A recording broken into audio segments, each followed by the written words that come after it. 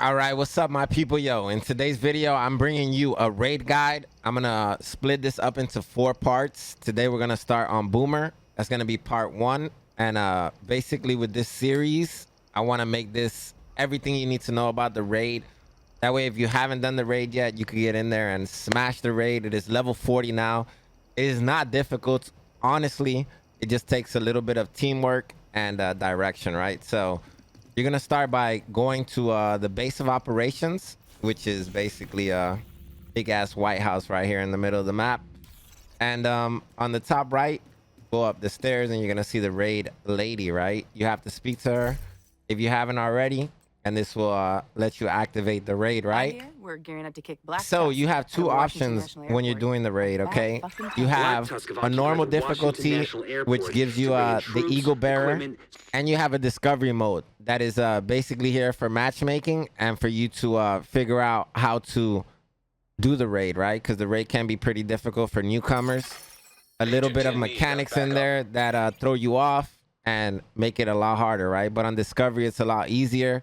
The only thing about discovery, from what I understand, is that you will not get the Eagle Bearer, right? So yeah, the comments, you can let me know anything and I'll make sure to reiterate it to the community in like a pin message. But yeah, discovery or normal, I do normal personally. But yeah, discovery isn't bad. All right, here we go. This is one of my favorite activities in the game. I've completed it over like probably 200, maybe 300 times. And yeah, I'll let you guys check this out though.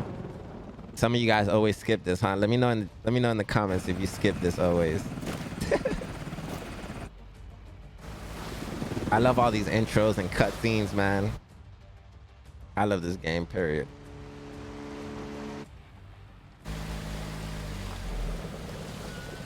All right, here we go.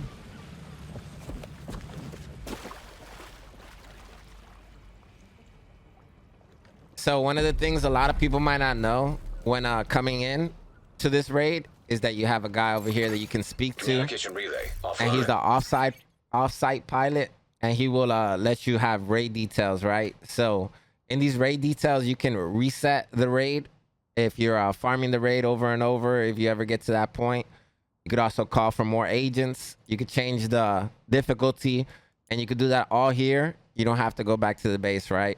You also see how many keys you have and the weekly reset. So this guy's pretty useful. And I've looted. I've already done the raid with the stream. Our viewers are always down to raid. And also another way you can see your keys is by pressing M. And on the right, you'll see how many raid keys you have, right? And the reset and all of that. So right here, you also have your stash. You can get your gear. Let's say that the team feels like they need an extra DPS player or extra support player, healer, whatever. You could just fast travel to the beach, usually if you're not in combat, and you could change your build over here, right? You don't have to go back to the base usually. So yeah, the raid outpost, and it's pretty cool. All right, next part. All right, so this next part right here is the first official like part where you're fighting enemies, and I would suggest you split your teams right here in this beam, half and half. Send half to the right and send half to the left, or however you're more comfortable with it. Usually I run like 5 on the left, 3 on the right, because the three doesn't get too hectic. So I just want to add this in quickly. When you're in that first part, there's a lot of drones. There's going to be a few snipers, some heavies that spawn in also.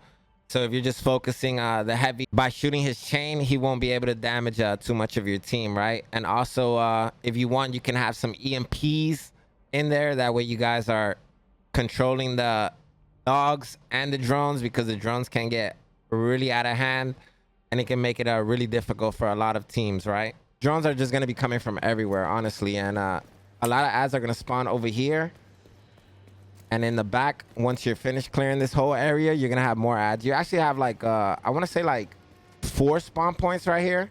You got one on the far right, you got one on the far left, and then you have this little spot right here where they jump.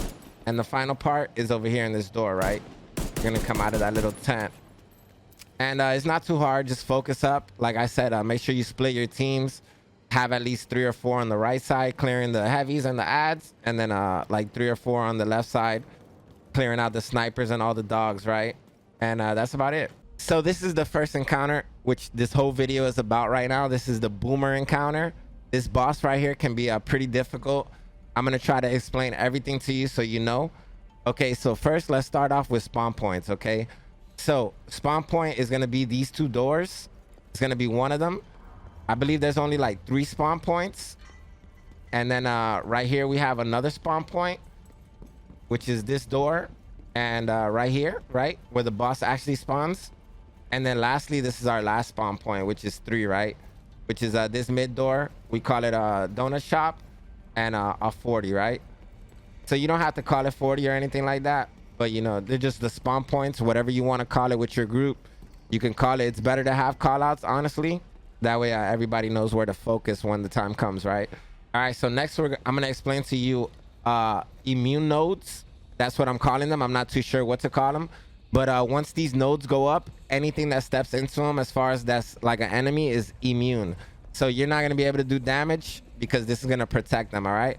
The way you take this out is with the turret. And over here where the homies are working out right now, this is the turret you're going to get on. Once you get on it, you don't activate it until you actually shoot this node. So make sure you're waiting until everybody's ready before shooting it, right? And then it'll be easy. I usually burst out the further one because that's where the enemies spawn, right? So I burst that one out first, and then I burst the one that's closer. All right, so next. That's one important part, and they're on both sides, right? You have your immune nodes in the front, and then you have your immune nodes in the back. So the gunner is also going to work on these. He can shoot whichever one he wants first, honestly, because sometimes ads spawn from there, and sometimes they spawn from there, like initially. So it's up to him to destroy them, right? Next thing, another thing, the way to keep these immune nodes down is by using these laptops, okay? So I will show you A, B, C, and D. Basically a square, 4 corners. You could have 4 people in here. I usually like to stack 4 people that are like kind of being helped usually in here. That way they can survive, right? Or any support, you probably want to stack them up in here, like if that's how your group composition is. And then just have one person appointed to each laptop and killing the ads. Since there's only 3 spawn points, it should be really easy to like control the ads. But I have played a lot of raids, and that seems to be the most difficult thing to do is control the ads. So whenever you have somebody on the turret, I would suggest you have somebody protecting them. So that will give you 4 on the inside, and then 2 over here. That'll be 6. And then the other 2 can either play the other turret, or if they're a little bit more experienced, they can rotate with you, which means you'll have 4 people killing ads and making sure the area is clear while the one dude is on the turret. And then you got your other homies on the inside protecting the computers, right? All right. So another thing that I wanted to add into the video is that when you are having Boomer chase you and his aggro is on you, you're going to be wanting to run clockwise, okay? The reason we're running clockwise is because if you notice, when I pass this turret, I'm going to have my back towards the turret, right? And that's basically what Boomer is going to be doing too. When he's running after you, he's going to be chasing you, and his back is going to be to the turret. So you're going to be able to just turn around, shoot his chest so he doesn't heal, and then the turret is going to down him, and then you're going to be able to do your DPS as fast as you can, right? After that, you might keep aggro. If somebody else gets aggro, just, you know, just let them know that they need to run clockwise, and it'll make it a lot easier. It's a lot better than the heavy running straight at the turret, because then he only has like a little piece of his back that's exposed. So the turret person will have to have like a great shot, which a lot of people do, but it'll just be easier to run clockwise, right? Okay, so how do they know what computer to hit, right? So you have these monitors on the outside. You're gonna hear a loud alarm, and then you're gonna see monitors pop up. It's gonna say Alpha, Bravo, Charlie, Delta. And then whichever one lights up red, I should have examples for you right now on YouTube. Nice, a few more, let's go. It's on Bravo and Charlie. Bravo and Delta. No, Bravo, Delta, Bravo, yeah, Delta. Bravo and Delta. That's the one that you're gonna call out, and they're gonna shoot. Eventually, once you get towards the end of the encounter and the boss's health is almost fully depleted, all monitors are gonna turn on, okay? So now this is where you gotta think, right? When you're doing the battle, if all monitors turn on and you feel like you might be able to finish him, you can just finish him and it'll cancel the mechanic of the monitors. I got the every screen. Just get on the turret, please, and knock him down. Every screen, though. Whoever's on the screen drop. I'm getting It's shot okay. from the It's right. okay. All four. I'm going. Done. Defense system So I reactivation killed him. aborted. Good job. We all killed him. Nice. Or if you want to play safer and you feel like your group might not be having enough DPS or might not be ready, you know, and you just want to play it safe, you can also deactivate all the monitors and have one of the dudes on the inside each hit that monitor. So what I'm going to tell you now is that people like to move around a little bit, and like, I don't blame them, but when you're playing in the raid, I suggest you play your role. You know what I'm saying? Like, it's good for you to do something that you don't have to do to help the group, but usually it's just better for you to control and stay in your area, you know, do your area. Sometimes you have to improvise and innovate, which is really good. So sometimes, you know, sometimes step up and do more than you have to, but usually just try to control your area. If everything in your area is done, then you can move and help somebody else in another area. And by move, I mean, like, once you're done clearing out burger or donut shop, then you could turn around and help whoever's on like 43 killing ads, right? Just in case they don't have enough damage per second, you can help them, right?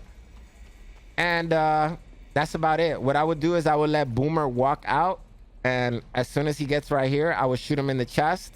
That way he gets stunned right here, and the guy on 45 can just down him initially quickly enough. Node disabled. All right, y'all ready? Good luck, everybody. Smooth run. Let's go. Don't shoot him, please. Let me shoot him. I'm gonna try to stun him right here in the middle. All right, he's stunned. Maybe you can shoot him. Gotta kill those ads. If you are able to down him fast enough and do your damage, you can sometimes down him twice with the same turret, okay? That's up to you if you want to try it with your team. But yeah, that's something that you could possibly do, right? For the people that need keys, this is basically going to be how you get it, right? Nice and clean. Running over here. Maintenance. Pulling this switch. Gonna pull some drones out now, and then we have to open up this door over here in the pastries coffee sub spot. And you have a beautiful little chest right here. Let's go. Or box. Yo, and that's it. I hope you enjoyed the first encounter. We have 3 more to go. I'll be working on those videos as we go. I'll be streaming over on Twitch like I usually do. And yeah, I hope this helps you. And maybe we can play the raid one day together. And yeah, I appreciate you guys watching all my videos and content. Much love, salute, and I hope you have a great day and great week. Peace.